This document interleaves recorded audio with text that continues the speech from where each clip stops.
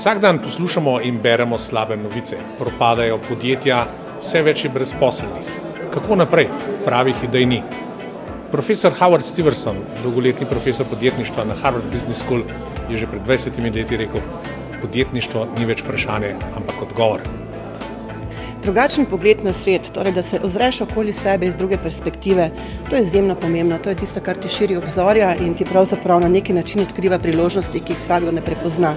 In ena od teh priložnosti je prav gotovo tukaj, tudi zate, tako da treba se samo ozreti, razmisliti, biti pogumen, sprejeti tveganje in iti počasi zlagoma vsem izzivom podjetništva naproti.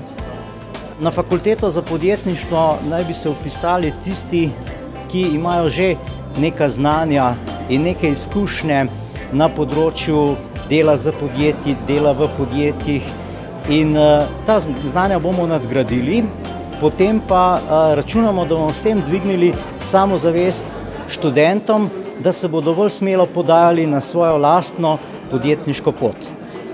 Pri podjetnikih najbolj cenim njihov pogum, njihovo vztrajnost in zmožnost nekonvencionalnega razmišljanja izven okvirov. Zaradi časov, v katerih smo, bolj kot kdajkoli prej prihodnost pripada podjetnikom.